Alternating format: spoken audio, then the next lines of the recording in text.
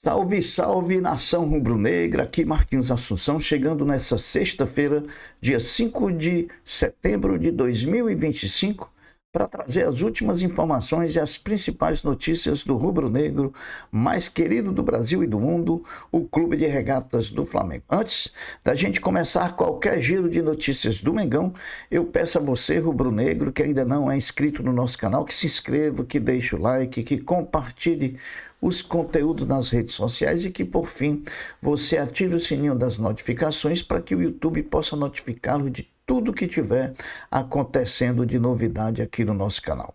Dito isso, vamos às notícias do Mengão, porque aqui não tem enrolação. E se você puder também, hype o vídeo, hypar o vídeo é fazer com que o vídeo chegue a mais rubro-negros mostrando o nosso trabalho. Ontem, quinta-feira, o quarto e último dia de folga do elenco do Flamengo foi marcado não pelo passeio dos jogadores com as suas famílias, mas sim com o julgamento de Bruno Henrique no STJD por supostas manipulação de resultados junto a apostas em casas de apostas. O julgamento de Bruno Henrique durou mais de 8 horas, ontem, quinta-feira, e teve Bruno Henrique condenado no STJD com 12 partidas de suspensão e pagamento de multa de R$60 mil. A sentença que puniu Bruno Henrique veio oriundo da absolvição dele do artigo 243 do CBJD e de penalização no artigo 243A. O craque da camisa 27 do Mengão pegou 12 partidas de suspensão e multa pecuniária de R$60 mil. Todas as partes, Procuradoria e Bruno Henrique, podem recorrer da sentença. O Flamengo já decidiu que vai recorrer da decisão, vai levar a decisão para o pleno do tribunal por entender que o direito é bom e se o direito é bom, você deve buscá-lo. Enquanto o recurso não é julgado pelo pleno, o Flamengo irá pedir o efeito suspensivo, pois a lei indica que a partir de uma sentença de 2 jogos de suspensão, a possibilidade de pedir o efeito suspensivo é garantido que o tribunal conceda esse efeito suspensivo. Bruno Henrique não esteve de forma presencial no julgamento, mas de forma remota. Ele acompanhou estando presente em todo o julgamento, que durou quase 8 horas, e fez um breve pronunciamento quando se declarou inocente, dizendo que jamais tinha feito aquilo do qual ele estava sendo acusado. O Bruno Henrique teve como representante o advogado Alexandre Vitorino. Advogados do Flamengo também estiveram presentes, Michel Assef Filho, e o vice-geral e jurídico do Flamengo, Flávio Willeman. A grande situação de Bruno Henrique foi uma fala. Para mim, o grande detalhe, a grande situação que fez com que o Bruno Henrique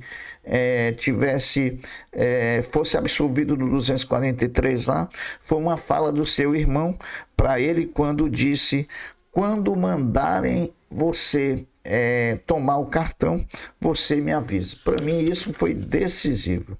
Sobre o recurso propriamente dito, o Flamengo vai arguir 2 frentes para demandar, para tentar mudar com o recurso. Primeiro, ele vai bater na prescrição, que não teve provimento, por 3-2, ou seja, não foi unânime, foi bem aperreado. E vai também por entender que, ao ser absolvido no artigo 243, não caberia a punição no artigo 243A. O Flamengo aguarda apenas a lavratura e publicação do acórdão do julgamento de ontem, que é uma condição para interpor o recurso, para que se possa dar entrada e também pedir o efeito suspensivo. Vejo muita gente dizendo: o Flamengo não tem que entrar não, porque não tem que recorrer não, porque tá bom, senão tem que recorrer sim. Tem, se você entende que o seu direito é bom, que a situação é boa e que ela pode ser remendada, você tem que entrar. Há uma dúvida muito grande, né? Se o Bruno Henrique for cumprir as 2 partidas, se ele pode cumprir somente no Brasileiro ou se pega Libertadores. Olha, o relator, durante o julgamento, sugeriu expandir a punição para torneios internacionais, mas o advogado do clube do Flamengo, Michel Acef, não considera essa possibilidade. A CBF pode sim informar a Conmebol e tornar a punição tanto na Libertadores como no Brasileiro. Sem efeito suspensivo, se não tiver o efeito suspensivo, o Flamengo, o Bruno Henrique fica fora até a partida contra o Fla-Flu no dia 19 de novembro. Vamos aguardar, né? Tem muita coisa a acontecer, o direito é muito bacana, tem muita saída, muito recurso, e eu acho que nós ainda vamos nos surpreender com o resultado final desse julgamento. Deixa a poeira assentar, deixa o circo desanuviar, deixa o circo ser desmontado, para aí a coisa vai fluir, pode ter certeza. Saindo um pouquinho do julgamento do Bruno Henrique, já passamos essa fase, agora é recorrer, pedir o efeito suspensivo e botar o Bruno Henrique para jogar e a gente ainda conquistar esse Brasileiro e essa Libertadores. Dito isso, vamos falar do time do Flamengo.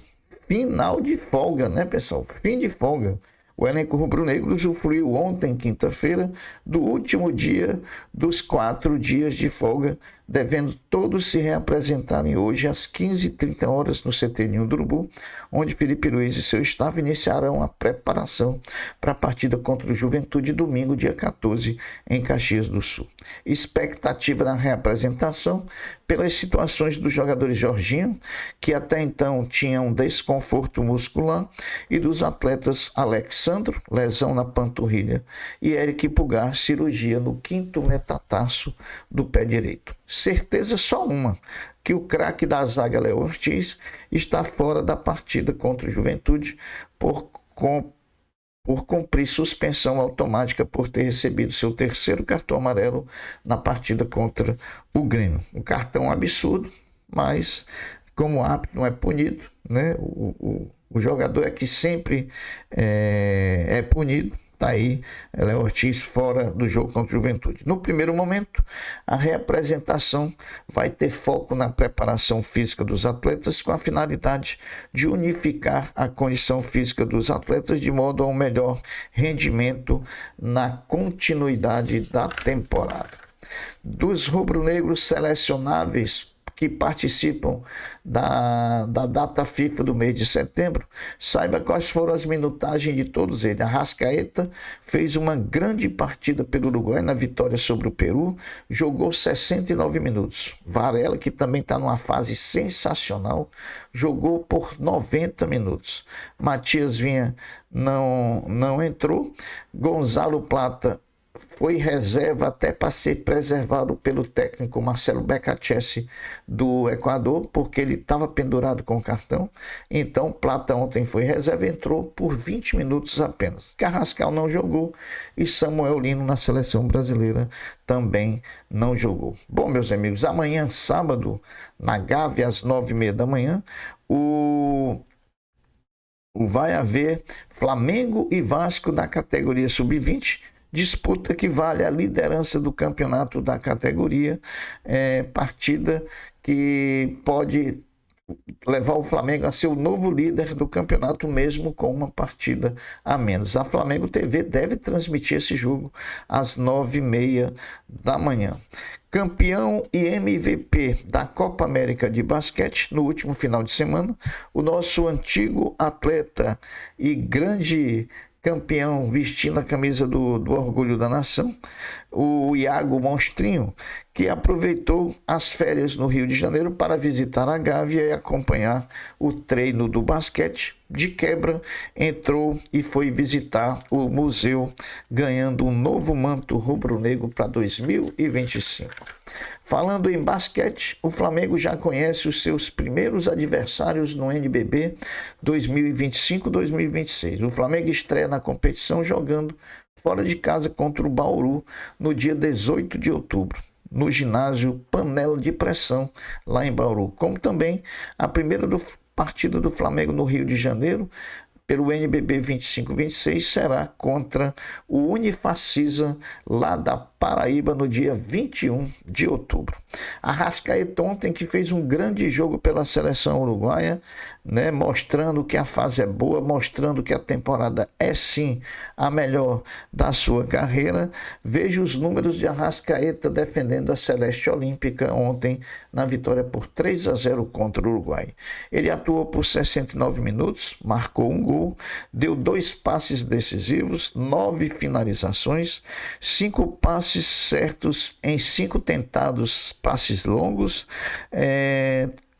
3 cruzamentos de 5 certos, 60%, e 3 de 5 duelos ganhos ontem, Arrascaeta. Bom, meus amigos, essas são as notícias do Flamengo. Ontem tivemos o julgamento do Bruno Henrique, hoje o time volta a treinar, as coisas vão entrando no normal. Vamos acompanhar de perto tudo que está acontecendo no Flamengo e ficar bem informado sobre o nosso Mengão. Dito isso, eu me despeço dizendo um bom dia, um até breve, um até logo, dizendo fiquem todos com Deus, porque eu sempre estou com Ele.